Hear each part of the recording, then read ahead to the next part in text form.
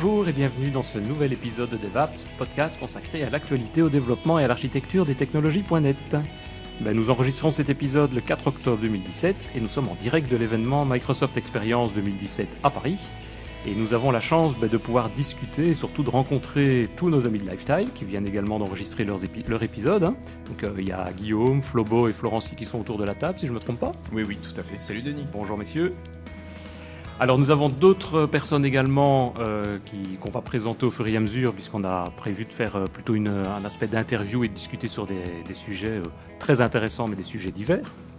Donc je salue déjà et on va revenir à eux d'ici quelques minutes. Il y a Jérémy Patonnier qui se trouve là de Mozilla. Bonjour. Et Olivier Ezrati qui va se présenter d'ici quelques minutes. Salut. Bonjour. Et donc autour de la table, on n'a malheureusement pas Richard qui devait venir mais qui a eu un imprévu de dernière minute. Donc normalement le prochain épisode il sera là, mais il n'a pas pu venir à Paris avec nous. Mais nous avons bien évidemment Christophe qui est présent, qui était déjà présent pour l'enregistrement de Lifetime précédent et qui est évidemment toujours là. Bonjour Christophe. Bonjour Denis, en fait c'est pas vrai, on se dit pas bonjour, on s'est déjà vu depuis 2 jours et ouais. C'est un super événement, tout se passe super bien, on a rencontré des gens de malades. Mais les auditeurs ne le savent pas, donc Ça ils savent pas. donc on dit bonjour. En tout cas ça va super bien. Et donc comme depuis hier, nous sommes entourés d'une dizaine de spécialistes, que je dis des dizaines, à mon avis ça doit même être des centaines de spécialistes qui naviguent entre tous les visiteurs au niveau de ce salon qui est donc depuis hier et aujourd'hui. Et on a pu en choper quelques-uns au détour de leur session, au détour des couloirs. Et comme le podcast n'a pas une durée infinie, malheureusement je dirais, on a dû choisir 2 sujets dont on va parler aujourd'hui. Et on va essayer en tout cas aussi, par rapport à d'autres contacts qu'on a pu avoir, d'organiser d'autres sessions plus tard, mais qui se feront probablement par Skype, comme on a l'habitude de le faire habituellement.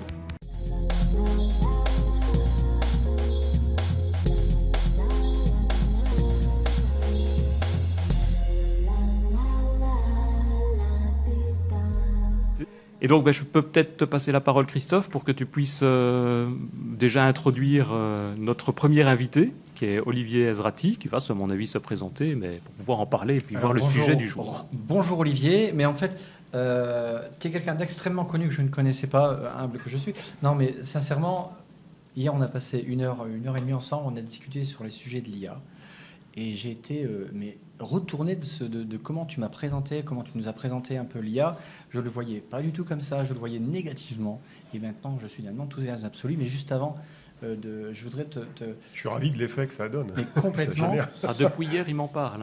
Et c'est vrai que ça fait un effet également. Donc j'espère que la la passion... Dans la nuit, alors, c'est ça. Ah ouais. Et du coup, alors, en fait... L'arrivée de toi pendant la nuit, je ne sais pas si c'est flatteur.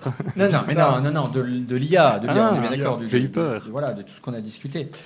Tu as été à peu près 14-15 ans chez Microsoft. Tu étais le patron de maintenant ce qu'on appelait DX qui vient d'être terminé. Avant, c'était DPE. Avant, je ne sais pas. Et c'est justement là, tu as quitté Microsoft. Ça s'est créé comme DPE. C'est moi qui l'ai créé. D'accord. En 2005, tu as quitté, mais tu as été là 14 ans. Moi, j'ai créé. On m'a demandé de créer DPE en 2001. Et j'ai quitté Microsoft en 2005. Et tu es arrivé en 90. Donc exactement. Tu as connu quasiment... J'ai lancé Windows NT et Visual Basic en France. C'est juste énorme. Ça, c'est les technos que Christophe aime bien aussi. Mais bien évidemment. Mais bien évidemment. Ouais. Tu es auteur aussi d'un blog qui s'appelle Opinion Libre et du guide des startups. Et du rapport, et puis je vois aussi du rapport des CES de Las Vegas depuis 2006. Mais là, pourquoi on t'a invité, c'est au niveau de l'IA qui est à 100% dans l'actualité de Microsoft Experience, enfin 99.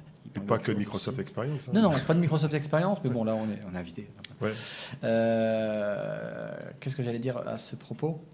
Voilà, tu t'es spécialisé, par exemple, depuis 2016, que nous dit sur l'IA, mais tu t'es pas spécialisé là-dessus. Je vous invite vraiment à aller sur ton blog qui est juste gigantesque. Tu te spécialises sur plein de choses, comme tu nous disais, dès qu'il y a quelque chose qui t'intéresse, tu vas aller le ronger jusqu'à l'os. Et là, sur l'IA, c'est ce que tu es en train de faire.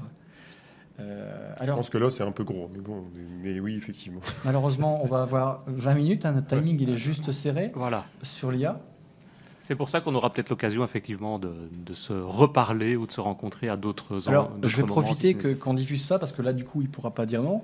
J'aimerais t'inviter à un podcast dont on utilisera Skype ou quoi que ce soit pour faire au moins 1 heure sur l'IA, sur un sujet précis, mais là, on va pouvoir du coup les tirer. Je ne sais pas ce que tu en penses. You're welcome. Alors, Jérémy de Mozilla, du coup, il a déjà accepté, donc tu es obligé aussi. Je pense que ça serait gênant. J'accepte toutes les propositions on va pouvoir aussi... malhonnêtes de ce type-là. Ouais, c'est génial. Donc, un peu pris à la gorge, j'avoue. C'est un peu salaud de ma part. Au niveau de l'IA, peut-être déjà commencer par finir. Je ne sais pas si tous les auditeurs savent ce que c'est, mais donc quand on parle d'IA, donc en français complet, on va dire d'intelligence artificielle. En français facile. En français facile, oui. Pour toi, est-ce que tu peux, puisque tu connais certainement mieux que nous et déjà depuis quelques mois tu travailles dedans, qu'est-ce que c'est l'IA En fait, l'IA, c'est un objectif. C'est un objectif assez lointain qui a été défini par John McCarthy en 1955. Alors, ce qui est assez rigolo, c'est que les gars de l'époque, qui étaient des chercheurs à Stanford, de MIT et chez IBM et ailleurs, ils s'étaient dit, bon, on va créer une espèce de summer camp et en 2 mois, là, on va torcher le sujet. C'est-à-dire qu'on va en gros essayer de trouver les méthodes pour mettre de l'intelligence humaine dans des ordinateurs capables de comprendre le langage, de voir, d'interpréter par la vision ce qui est à l'extérieur et de faire du raisonnement automatique. Et ils se sont dit, en mettant une dizaine de scientifiques autour de la table, on va y arriver. Alors, ils se sont réunis, ils ont bâti des théories qui d'ailleurs sont intéressantes parce que quand on lit ce qu'ils ont écrit en 55-56, ça correspond à ce qu'on fait encore aujourd'hui. Et ils ont jeté les premières pierres d'une discipline nouvelle. Et la raison pour laquelle ils ont appelé ça IA, c'était à la fois une raison marketing, c'était pour la différencier d'autres sciences qui existaient à l'époque. Ils voulaient se distinguer des mathématiques, des sciences, de l'informatique ou de ce qu'on appelait la cybernétique à l'époque. Et ils voulaient que ce soit un domaine à part. Donc, ils sont partis là-dessus. Alors, 62 ans plus tard, on y est encore, évidemment. L'objectif qu'ils se sont donné n'a pas été entièrement atteint. Et donc, on peut considérer que l'IA, c'est une sorte d'objectif lointain qui est de faire de l'intelligence humaine dans la machine. Alors, dans la pratique aujourd'hui, l'IA, ça recouvre tout un tas de techniques qui ont été inventées depuis 60 ans, y compris le machine learning, y compris justement la vision artificielle, le traitement du langage, la traduction automatique, y compris ce qu'on peut faire aujourd'hui qui relève du raisonnement automatique, mais qui évidemment n'est pas à l'identique du raisonnement humain. Et le terme qui serait probablement le plus approprié que j'ai trouvé dans différents écrits, c'est d'intelligence augmentée. À savoir que plein de choses que font les ordinateurs, depuis les tableurs ou tout un tas de solutions logicielles, dépassent l'homme depuis très longtemps, en puissance de calcul, en puissance de traitement, en capacité de stockage. Donc on est déjà largement dépassé par les machines depuis très longtemps. Donc on est plutôt dans une situation où on augmente l'intelligence humaine avec des outils qu'on exploite plus ou moins bien selon les cas de figure. Voilà. En parlant d'outils, j'aimerais que tu abordes le sujet au niveau des processeurs. En fait, l'IA chez ce qu'on appelle les FAGAMI, GAFAMI. Et les GAFAMI, flûte, j'ai merdé. Tu l'as fait en belge, là, ou quoi là? IA, tout à fait. Donc, en fait, les GAFAMI, je ne sais pas si vous savez autour de la table qu'est-ce que c'est que les GAFA et ce qu'on va même dire les GAFAMI. Google, Apple, Très, Facebook, Microsoft très, et Microsoft. c'est... Alors, ce sont en fait... Je veux dire, Alors, qui est le I Microsoft. On parle d'IA. Non. Intel. Non, oui, pourquoi pas, mais c'est pas Intel. Citez-moi une grosse boîte d'informatique qui fait beaucoup d'IA. IBM. IBM. Avec Watson et... Alors, oui. Si je me permets, justement... Je vois ton air interrogatif, mais IBM est quand même un acteur de l'IA, qu'on aime ou qu'on n'aime pas, mais c'est quand même un acteur important. C'est leur conversion, disons, qu'ils ont trouvé, a priori. Enfin, après, je les connais très mal, hein, mais c'est de point de vue extérieur. Ouais. C'est un peu opaque, IBM. C'est un ancien, mais qui fait de l'IA pour continuer. Oh bon. Non, on va pas partir. Tu veux pas débattre de ça? Non. Non, en fait, on fait du teasing pour notre prochain podcast. Alors, d'accord. Je reviens sur les GAFAMI. Du coup, ce sont des acteurs extrêmement impliqués dans l'IA. Et du coup, on va au niveau des processeurs. Du coup, je me posais la question, on en a discuté un peu, mais il n'existe pas de processeur, en fait, pour l'IA, pour les calculs extrêmement puissants, dédiés. Ils doivent tous le fabriquer eux-mêmes. À ce que j'ai compris, chacun, en fait, a créé parfois... Alors, tu vas reprendre ce que j'ai dit, forcément. Qu'est-ce que tu peux me parler en fait des processeurs, ceux qui vont faire les calculs, les teraflops qu'il va y avoir?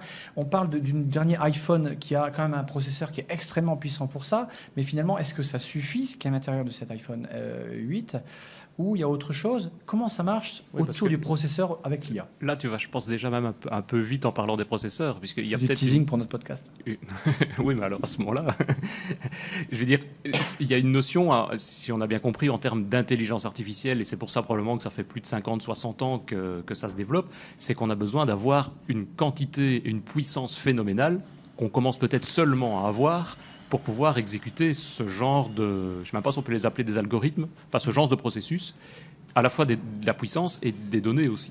Et donc peut-être nous en parler, quelle est l'évolution qu'on a par rapport à ça et ce qu'on peut utiliser maintenant et ce que les sociétés, dont Microsoft fait, IBM par exemple, comment ils réalisent ça, quoi. Pour répondre à cette question, en fait, il faut commencer par comprendre ce qu'il y a dans les algorithmes mathématiques de l'IA, Ouais.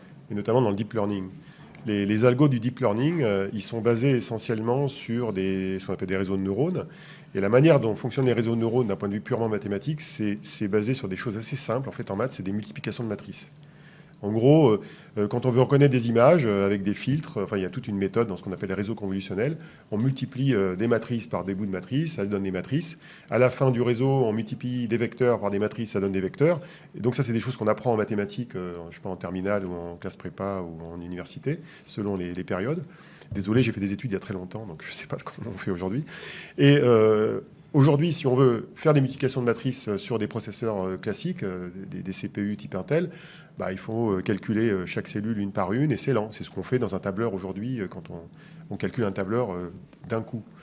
D'où l'apparition des GPU qui existent depuis des années et qui ont servi à faire du traitement, non pas pour l'IA au départ, mais pour des calculs ou vectoriels ou de pixels en 2D, 3D pour générer des images dans les jeux vidéo, qui ont permis de paralléliser un certain nombre de traitements.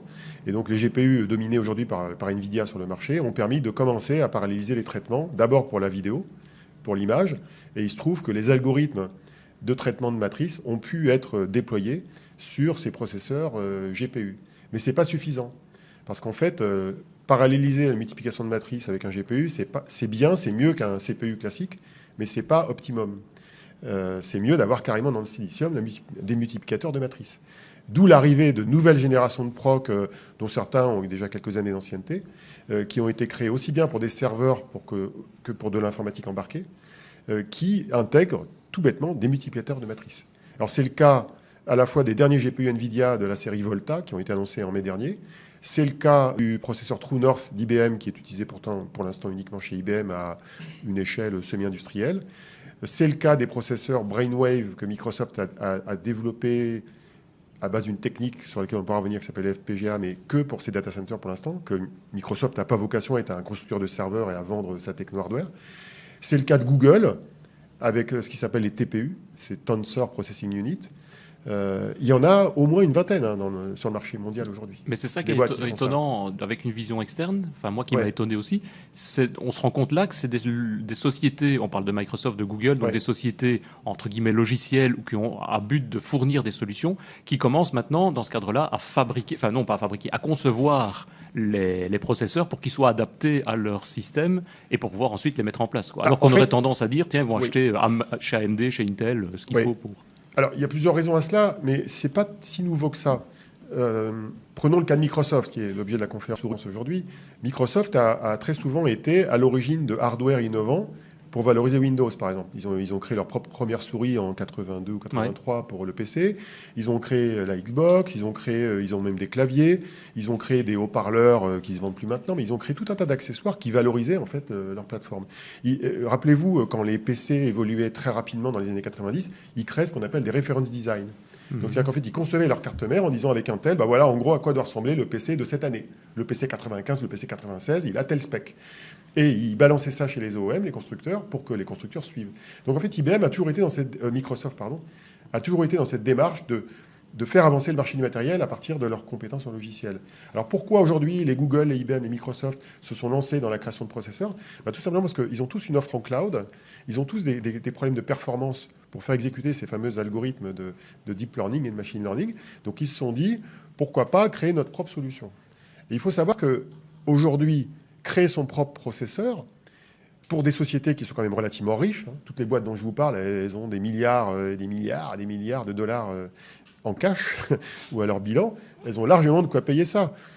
Apple aussi. Rappelez-vous, Apple, quand ils ont lancé l'iPhone, Ils ont racheté différentes boîtes, dont PA Semiconducteurs. Ils ont racheté tout un tas de startups pour acquérir la compétence de conception de chipsets. Et aujourd'hui, quand vous prenez le dernier A11 là, qui équipe l'iPhone 8 et l'iPhone 10, c'est un processeur qui est quasiment entièrement conçu par Apple, y compris la partie GPU, alors qu'avant, c'était fait par une boîte anglaise qui s'appelait Imagination Technology. Donc, ils ont viré un anglais pour le faire eux-mêmes.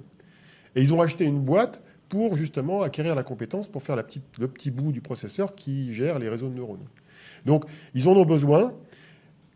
Et à côté de ça, il va y avoir des sociétés plus traditionnelles comme Intel, qui ont vocation à vendre des processeurs, à équiper des serveurs, à équiper des PC, dans certains cas, à équiper même des objets connectés. Et Intel aussi a une stratégie en 3 volets pour créer des processeurs supportant de l'IA. Ils ont acheté une boîte qui s'appelle Movidius, Phasm avec Movidius, qui est un processeur embarqué donc pour l'IoT. Ils ont acheté une boîte qui s'appelle Nervana, qui fait du processeur spécialisé pour les serveurs. Et ils viennent d'annoncer un processeur LOI. C'est pas LOI au sens l'ancien journal que certains ont connu, c'est LOIHI, qui est un processeur plutôt pour serveurs et qui permet d'entraîner des serveurs, notamment au traitement du langage.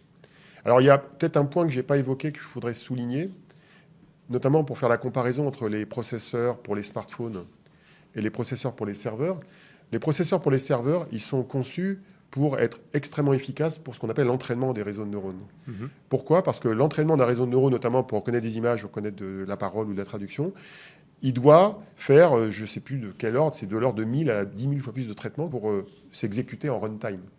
Donc on a besoin d'énormément de puissance dans les serveurs pour scanner des millions d'images pour bien les reconnaître. Mais une fois qu'on a entraîné le modèle, on peut le faire tourner sur un processeur ou normal ou spécialisé, dans un système embarqué, du PC à l'objet connecté en passant par le smartphone, qui est beaucoup plus léger. Alors je vais vous donner ça en chiffres, je vais vous l'illustrer en chiffres. La puissance du dernier GPU NVIDIA, je crois que c'est de l'ordre de 120 teraflops. Tout compris. La puissance du dernier TPU de Google... Juste 2 secondes. Ouais. Juste, c'est quoi un teraflop ? Alors, Tera, c'est Oui. 1000 C'est plein de zéros. 1000 gigas, c'est plein de zéros. Les flops, c'est floating point operation per second. C'est des opérations sur des flottants par seconde. Ouais. C'est une expression qui a été utilisée depuis plusieurs décennies, qui sert à caractériser la puissance de ce qu'on appelle les HPC, les High Performance Computers, les supercalculateurs. Donc, quand on créait le Cray 1 ou le Cray 2, je ne sais plus combien de temps, on calculait en teraflops. Et au départ, les premiers faisaient 1 teraflops. Hein. Ouais. Alors, donc, le TPU de Google, c'est de l'ordre de 96, je crois, teraflops. Donc, vous voyez, l'ordre de grandeur, c'est autour de 100. Ça, c'est juste un proc. Dans les data centers, ils en mettent des milliers pour entraîner des modèles avec des millions d'images. Et là, vous prenez le processeur d'Apple, le A11, ou vous prenez le Kirin 970 qui a été annoncé par Huawei au début du mois, là, dans septembre, je crois que c'était à l'IFA. Ce sont des procs qui font entre 1 et 2 teraflops. Donc, ce sont des procs qui sont très peu puissants par rapport à ceux des serveurs, mais eux, ils sont faits pour l'exécution du modèle. Donc, quand Face ID sur l'iPhone va reconnaître un visage, il ne va pas être entraîné. Il est déjà pré-entraîné à reconnaître des visages sur des serveurs. Et il ne fait qu'exécuter un modèle déjà entraîné. Et là, il y a besoin de moins de puissance. Ça explique le décalage entre... Et ça tombe bien parce que dans l'embarqué, on n'a pas beaucoup d'énergie. Le proc de 2 teraflops ou de 1 teraflop sur mobile, il doit consommer, je ne sais pas quoi, 1 watt, 2 watts maximum. Le NVIDIA, il consomme 300 watts. Donc, c'est logique que on ait plus de puissance et plus de consommation électrique côté entraînement et qu'on en ait moins sur les mobiles. Et donc, ça veut dire qu'au niveau développement, si on se met côté développeur, il y a un changement fondamental de conception, de développement. On parlait de nouveaux langages que Microsoft est en train également de sortir pour développer dans ce monde d'intelligence artificielle. On ne va pas raisonner de la même manière. On ne va pas développer... Tu veux dire en général ou à cause du matériel ? En général, pas à cause du matériel. Ah non, ça c'est vrai en général. Le matériel a été créé après le logiciel, on pourrait dire, dans l'univers des réseaux de neurones et du deep learning et du machine learning. C'est-à-dire qu'on partait des algos mathématiques, on s'est dit comment on va optimiser les algos au niveau du hard. Ouais, c'est ça. Et à la limite, c'est devenu extrêmement transparent pour les développeurs, puisque les couches intermédiaires, notamment CUDA, qui est le driver des GPU d'NVIDIA, ou les couches au-dessus, qu'on a comme CURNN, qui sont des bibliothèques, des SDK, qui servent à piloter des réseaux de neurones, sont eux-mêmes quasiment pas vus par les développeurs, parce que les développeurs utilisent des bibliothèques qui sont encore au-dessus, comme TensorFlow, ou les machine learning d'Azure, qui sont au-dessus de ces bibliothèques. Donc en fait, les réseaux de neurones eux-mêmes ne sont même pas programmés par les développeurs. Donc en fait, aujourd'hui, quand on fait de l'IA en tant que développeur, on développe en Python, en R, ou des solutions de ce type-là, mais on a déjà un niveau d'abstraction qui est relativement élevé.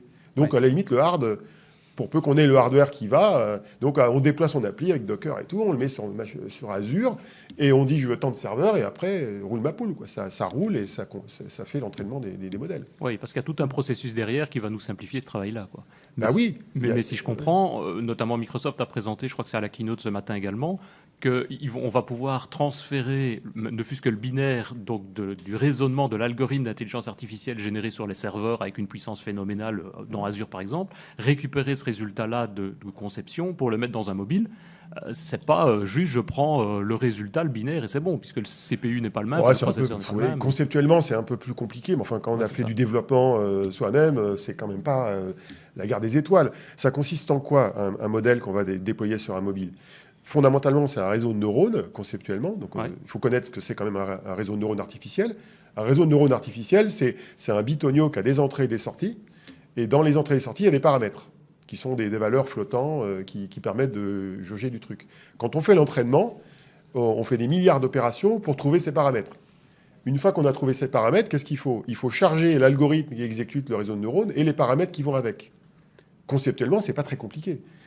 Pour un développeur, c'est juste un programme avec des paramètres. C'est comme tu as une base de données où tu as un programme avec une table dans laquelle tu as mis des variables et que tu lis pour exécuter ton programme. C'est très basique, en fait, du point de vue du dev. Hein.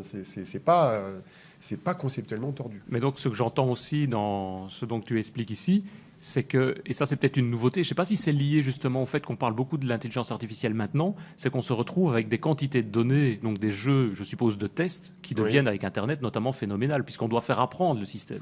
Et donc, est-ce que c'était faisable il y a 10, 15, 20 ans, et qu'on en parlait peut-être moins, ou bien c'est juste un effet du hasard, on va dire, ou un effet de technologie qui avance?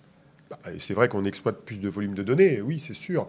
Ceci étant, j'aurais tendance à faire la part des choses entre les réseaux de neurones utilisés dans le deep learning et les systèmes de machine learning, qui sont plus des modèles statistiques qui exploitent de grosses bases de données, de grosses tables. Aujourd'hui, on a beaucoup plus de volume de données d'un point de vue pratique utilisé côté machine learning que dans le deep learning. Je vais vous donner une illustration. Le plus gros modèle de deep learning pour l'entraînement de la reconnaissance d'images, aujourd'hui, c'est chez Google, je crois qu'il existe. Ils vont jusqu'à mettre 100 millions d'images dans un modèle qui est des modèles à 150 couches à peu près. Et ces modèles, ils savent reconnaître 20 000 types d'objets différents. Ça donne une idée de la taille. Mais il faut savoir que les images qui sont injectées dans ces modèles, elles voient leur résolution diminuer. Et en général, ils descendent à genre 256 pixels de carré. Et ils se contentent de... Une image d'une icône, une grosse icône. Non, mais c'est un peu plus gros qu'une icône. Mais la quasi-totalité des modèles de vision artificielle s'appuient sur des versions très dégradées des images, mais qui sont suffisantes pour reconnaître des tas d'objets. Ah ouais. Et pourquoi ils dégradent la résolution? Parce que, comme ça consomme beaucoup de CPU, il faut optimiser. Alors, ils optimisent en réduisant la résolution. Et il faut savoir que ces fameux réseaux de neurones convolutionnels qui ont été inventés par le français Yann Lequin, ils ont une caractéristique, c'est qu'ils essayent de trouver des petites formes dans les images qui génèrent une nouvelle matrice avec la matrice de position des formes. Et cette matrice qui est elle-même une image, ils en rebaissent la résolution une fois encore pour retrouver des formes dans la forme, et ils le font 4 à 5, 6 fois, voire 150 fois. Et à chaque fois, ils baissent la résolution. Donc enfin, à la fin, ils ont un énorme vecteur avec des formes barres. Quand on les regarde, d'ailleurs, ça ne ressemble à rien du tout.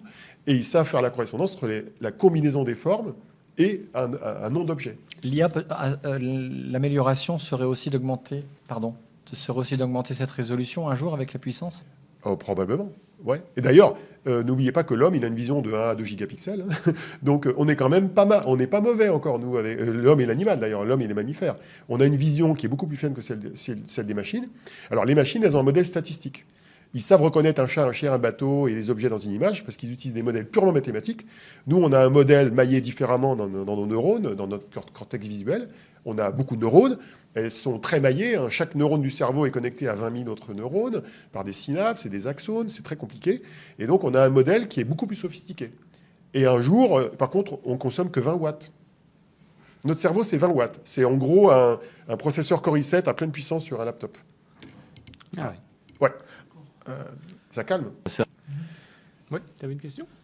Oui, donc en fait, c'est assez naïf et assez rapide, mais comme du coup je m'y connais pas très précisément sur ces sujets-là, je me suis toujours dit que ça se basait, bon évidemment sur les couleurs, mais sur la forme globale. Et là du coup tu m'apprends que ça se base vraiment sur des répétition de formes et de petits modèles, mais à une échelle vraiment très très très très petite pour reconnaître des objets. Au départ, Ah, au départ, en fait, au départ, il essaye de reconnaître des formes qui peuvent être par exemple des petits traits dans tous les sens. Je te simplifie un peu le modèle. oui, pour... Une fois qu'il a vu où étaient les petits traits dans tous les sens, il essaye de voir dans l'image qui en résulte où sont des formes un peu plus grosses. D'accord. Et sauf que les formes qu'il reconnaît dans son modèle, et il faut le voir sur un schéma, parce que d'un point de vue audio, c'est pas facile à expliquer, les formes qu'il reconnaît sont déterminées automatiquement par un modèle mathématique qui s'appelle le backpropagation avec du stochastic gradient descent.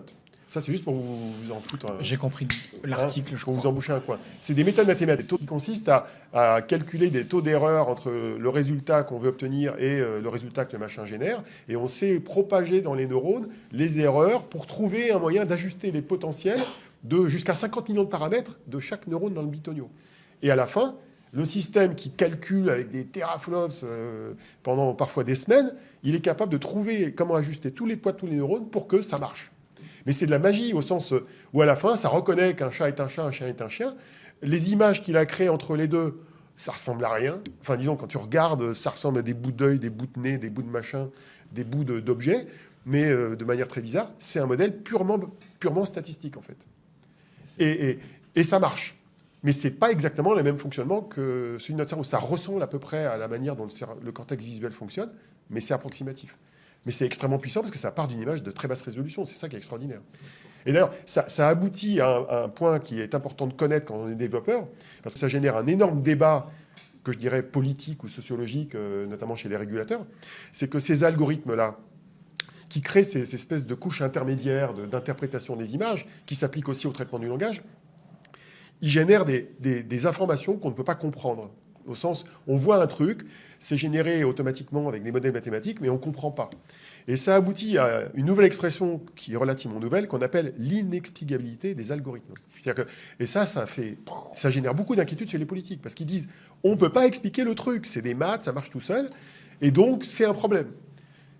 Parce qu'on ne va pas pouvoir auditer le système. C'est reconnu que c'était ton visage alors que ce n'était pas toi, mais pourquoi ?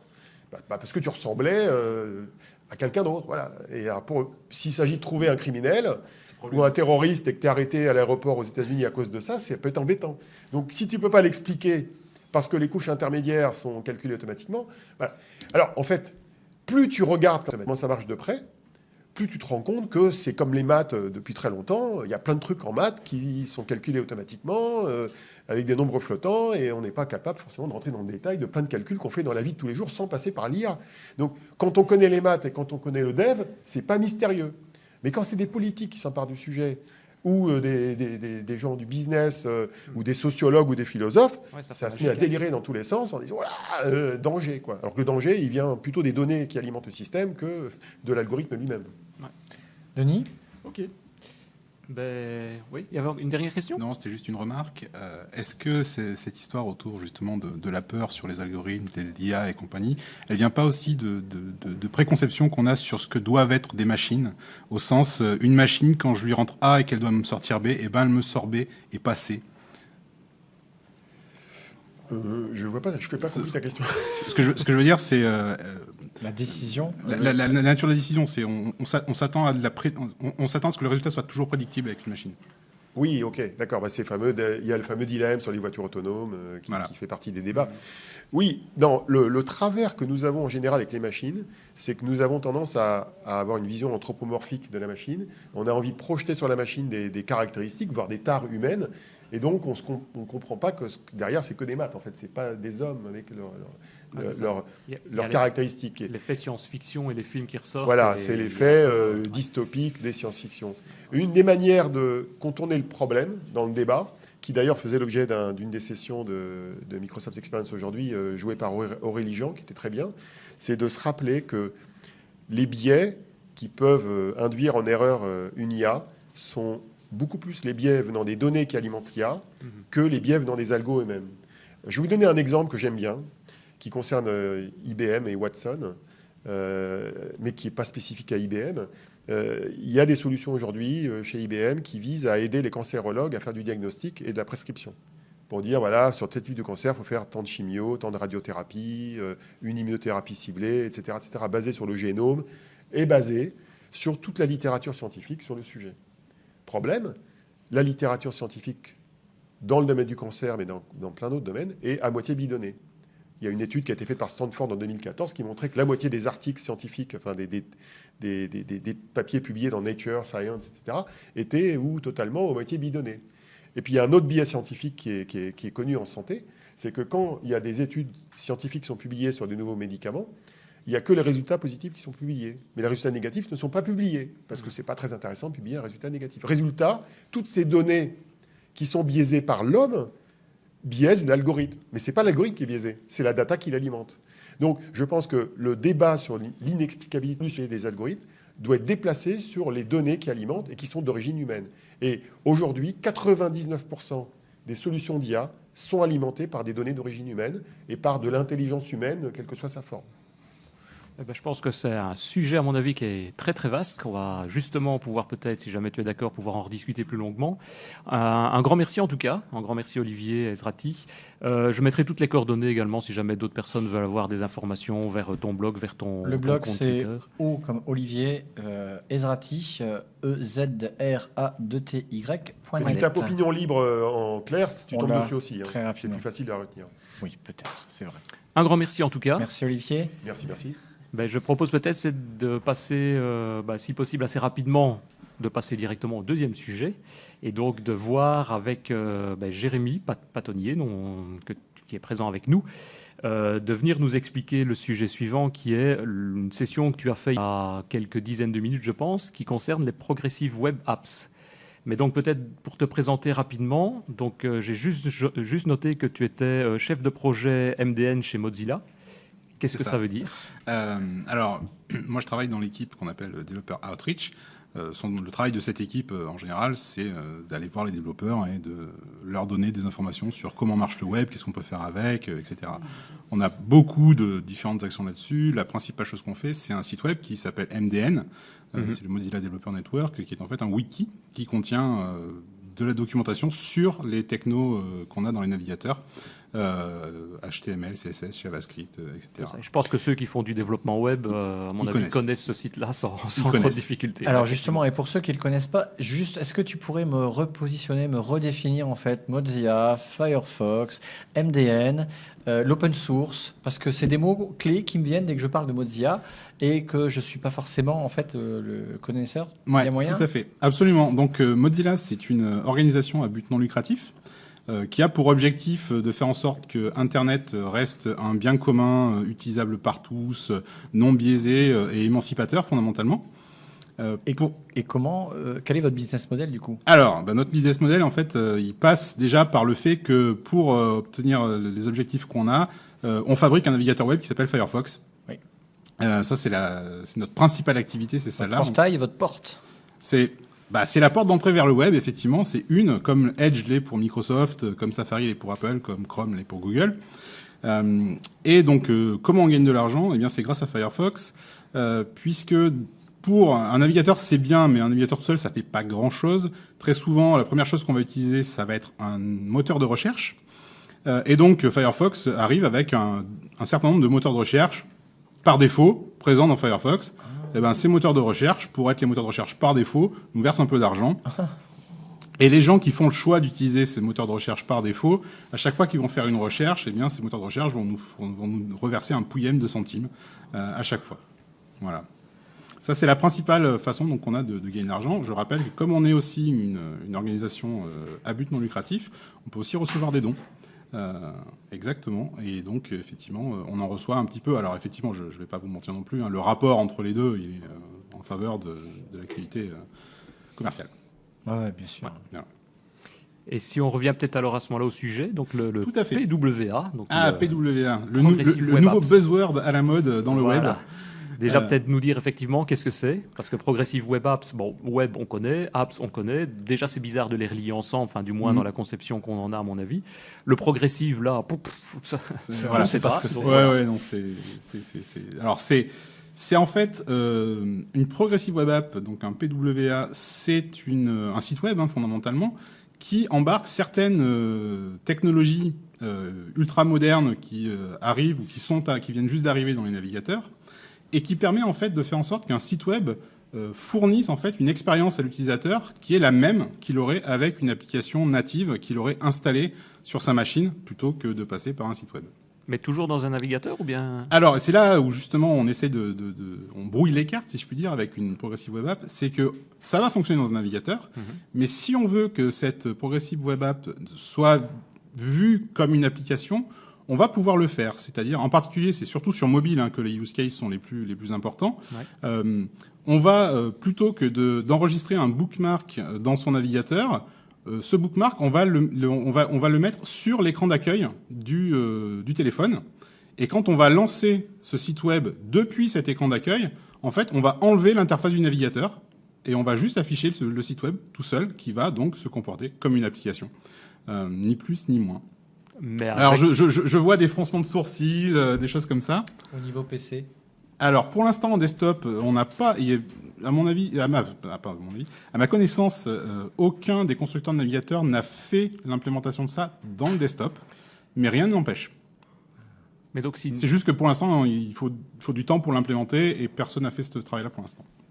Mais ce qu'on retrouve sur des mobiles ou bien sur desktop, c'est donc intégrer l'application. Donc l'utilisateur, lui, il a l'impression que c'est une application, on va dire, normale. C'est ça. Mais quoi, il navigue dans des pages, donc il y a un rafraîchissement de page, et donc il y a du temps pour recharger la page, passer d'une page à l'autre, etc. Justement, c'est tout l'enjeu.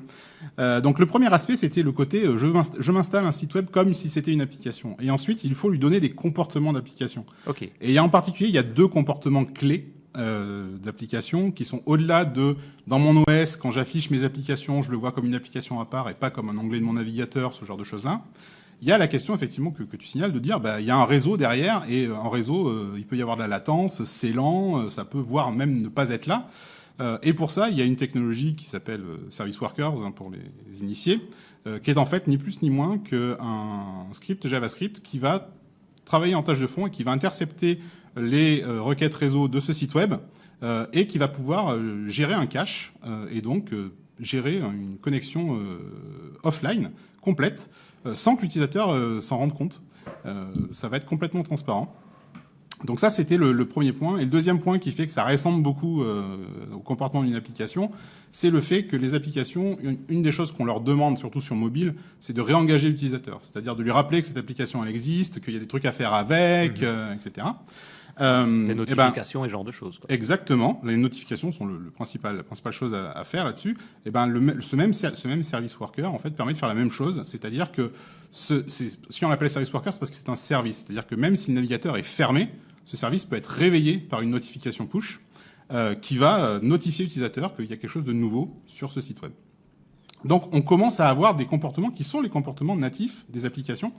Et donc, basiquement, voilà, c'est 2 technologies qui sont de dire ce qu'on appelle un manifeste qui décrit l'application, qui permet de l'installer sur son écran d'accueil, et puis ce fameux service worker qui est un proxy qui permet de gérer du cache, de faire du offline, de faire du push, et donc de se retrouver finalement dans une expérience d'application. Et donc on appelle ça progressive parce qu'on va utiliser des méthodes qui sont vieilles comme le web, de ce qu'on appelle de passer d'un site web à une application. Ça se fait progressivement, ça se fait par de l'amélioration progressive déjà de l'interface, ça c'est des choses qu'on connaît depuis des années, mais surtout aussi c'est en termes d'engagement vis-à-vis de l'utilisateur, c'est-à-dire que d'abord tu utilises un site web, et puis tu le bookmarks, mais tu le bookmarks comme une application, et puis finalement il va se comporter offline, et de plus en plus en fait tu vas l'utiliser comme une application sans même te rendre compte que tu es en train d'utiliser un site web, alors que tu sais pertinemment que c'est un site web puisque tu l'as utilisé comme tel.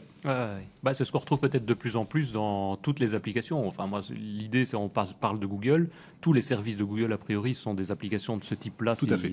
Si je vois bien. Et Microsoft fait comme ça aussi. On part en Azure, toute la gestion d'Azure se fait directement depuis un site web.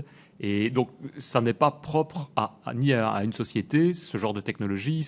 Mozilla se met dedans. Et quoi, il y a un organisme qui coordonne ou qui centralise un petit peu. Alors, on parle de technologie web. Donc, ce sont des standards. Voilà, c'est standardisé W3C complètement. Alors, justement, le W3C, tu as certainement déjà été dans un de ces comités. Je sais comment ça marche. Vous êtes Google, il y a Apple. Moi, je ne suis pas Google, je suis Mozilla. Non, ce comité. Il y a Microsoft, il y a Mozilla, il y a Google. Ouais, il y a IBM, il y a tous les grands acteurs de l'informatique. Après, ça dépend des intérêts économiques qu'ils ont les uns les autres, parce qu'il y a des sujets qui vont en intéresser certains et puis pas d'autres. Par exemple, faire évoluer CSS Print, par exemple. Bon, les navigateurs web en eux-mêmes, Ça les intéresse moyennement, Ouais. parce qu'imprimer du papier, c'est pas leur corps de métier. Mais tous les gens qui travaillent de toute l'industrie du e-book, par exemple, s'intéressent beaucoup à ces questions-là. Oui, je comprends. Du coup, c'est pas un peu lent parce que parfois sur le W3C, je trouvais que c'était super lent quand il y avait un truc et que ça enfin s'était adopté. Justement, cette techno-là, elle date de quand au niveau W3C et elle va être vraiment démocratisée dans combien? Dans 10 ans? Alors non, on est sur des cycles maintenant qui sont quand même beaucoup plus courts qu'ils ont pu l'être à une époque. Oui. Mais c'est pas lié au W3C. Le W3C, c'est jamais qu'un endroit dans lequel on va discuter et se mettre d'accord sur un standard. Pourquoi c'est un standard et long? Alors, il y a certains standards qui sont compliqués, longs à définir parce que, mine de rien, leurs use cases ne sont pas triviaux du tout. Il y en a d'autres qui sont relativement aisés. Je mets plein de guillemets à aisés parce qu'en informatique, c'est jamais si aisé que ça.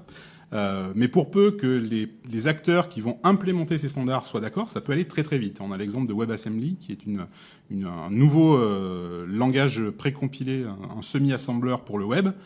Ça a été plié en 4-5 ans en termes de spec et c'est déjà implémenté dans tous les navigateurs. Parce que tout le monde était d'accord pour le mettre en place. C'est ça que j'allais demander, parce que j'avais pris note également de WebAssembly. Il y a une relation entre les deux? Alors non, pas du tout. WebAssembly, c'est juste une nouvelle façon de déployer du code sur le web. C'est hérité des travaux qui ont été faits autour de ASMJS, qui était une façon d'écrire du JavaScript qui soit directement compilable, sans faire d'interprétation préalable. WebAssembly, ça va encore plus loin en étant un format binaire, en fait. Oui, c'est ça. Comme tu le disais, c'est l'assembleur, on va dire, à la limite du C'est web. l'assembleur pour le web. C'est comme WebAssembly. du pseudocode au niveau du Java, C'est le ça. langage intermédiaire de Ouais. .NET est directement accessible. Et à tous les navigateurs actuellement, normalement, supportent ça? Oui, le tous WebAssembly? sans exception. Ah ouais, ok. Ouais, ils se sont là vraiment, c'est une des plus belles user stories qu'on ait sur les standards web. C'est un des standards sur lesquels tout le monde s'est mis d'accord très très vite et tout le monde l'a implémenté très très vite. Il y en a d'autres qui ont été plus compliqués. Hein. Et dans le cadre de Progressive Web Apps, typiquement par exemple le manifeste, qui a l'air tout simple, hein, c'est un fichier JSON, on peut se dire c'est ridicule quoi. Eh bien paradoxalement c'est très très long parce que les gens, selon les objectifs qu'on a pour chaque entreprise qu'on est, on n'est pas pressé d'implémenter ça ou on n'est pas tout à fait d'accord sur comment on doit avoir telle donnée dedans, etc. Voilà. Ouais. Voilà, il y a des paradoxes comme ça où c'est pas la complexité de la technologie qui font sa vitesse d'implémentation. Ok. Et si on parle peut-être au niveau, je ne sais pas si tu en parlais au niveau de ta présentation, mais des avantages et des inconvénients. Donc, De Progressive Web Apps ? de Progressive Web Apps. Ouais, Enfin, alors. je dirais, moi, j'en vois un avantage qui est de développer qu'une seule fois, Tout à fait. et un inconvénient, c'est que JavaScript, c'est de l'interpréter, pas nécessairement du compiler. Alors, sur l'avantage que tu décris, je suis d'accord. Sur l'inconvénient, je suis pas d'accord. Ouais. Mais c'est normal, hein, je vous rassure. Aujourd'hui, la question des performances peut plus être un argument de dire JavaScript c'est l'interpréter, donc ça marche moins bien. Je reviens sur WebAssembly. Si tu veux avoir quelque chose de rapide, tu peux coder en C++ si tu veux et compiler vers WebAssembly et ça marchera. Donc ça ira très vite. Il n'y a pas trop de débat à ce niveau-là. Par contre, il y a des vraies limitations à Progressive Web Apps. Par exemple, quand tu fais une application en code natif, tu as accès intégralement à la machine et par exemple, tu n'as pas de limite de quota sur le volume de mémoire que tu vas utiliser dans la machine. Ah oui. Par contre, dans un site web, si. Le navigateur met des quotas exprès pour éviter que ça se barre en n'importe quoi. Ouais, c'est ça. Voilà. Ouais. Donc si tu veux télécharger 5 gigas de données et les mettre en cache, le navigateur va te dire peut-être pas, non. Voilà. Ok, bah, moi je trouve ça très intéressant. Moi, je voudrais justement savoir, alors si on veut aller plus loin, si on veut apprendre, voilà, je suis un Exactement. petit développeur web et puis c'est quelque chose qui je connais pas, mais Ouais. je veux vraiment connaître où je vais. Tout à fait. Alors, il y a beaucoup de ressources qui existent sur le web. Je ne vais pas en donner une en particulier parce qu'il y en a trop. Alors, tout dépend du niveau qu'on a. La porte d'entrée, voilà, pour... Alors moi, je vais prêcher pour ma paroisse bien et sûr, vous envoyer c'est vers le but, MDN, c'est le but. tout simplement, puisque toutes les technos dont on vient de parler ici sont documentées sur MDN, avec de la documentation aussi bien pour les gens super experts qui connaissent déjà tout, mais pas une spécificité, une API en particulier et qui veulent la connaître, jusqu'à un grand débutant qui connaîtrait rien. On a toute une section qui sont réservées aux grands débutants qui veulent apprendre from scratch, qui n'ont jamais ne serait-ce qu'ouvert un éditeur de texte. On a ça aussi pour eux. On se prend rendez-vous pour un podcast d'1 heure à ce propos, pour justement mais avec peut-être faire grand un plaisir. step-by-step vocal, mais on peut imaginer, à propos des applications web progressives. Absolument, avec grand plaisir. Bah, écoute, on voilà. s'email et puis on se fixe une date d'enregistrement et puis on va se faire un step-by-step beginner sur Allez. ça, quoi. Ouais, parce que c'est vrai que je pense qu'on n'a pas tout parcouru, à mon avis. Et qu'il y a Oh, encore je plein de crois pas choses à du tout. discuter. Voilà, effectivement. On mettra également toutes les ressources dont on a parlé dans le post du podcast. Donc, Donc voilà, un grand merci à toi, Jérémy Partonnier. Également encore merci à Olivier Ezrati. Je ne sais pas s'il y a d'autres points à devoir soulever aujourd'hui. Sinon, je dis merci aussi à Christophe. Merci à toi. Ben voilà, merci beaucoup à tous. À bientôt en tout cas. Merci à Microsoft et puis merci Et merci à Microsoft et à cet excellent événement MS Experience. MS Experience. Et puis à notre technicien aussi. Et à notre technicien, oui c'est Merci vrai. à Rémi. Je cherchais le nom de Sébastien Pertus, mais bon. Ah oui, Merci à Seb Pertus.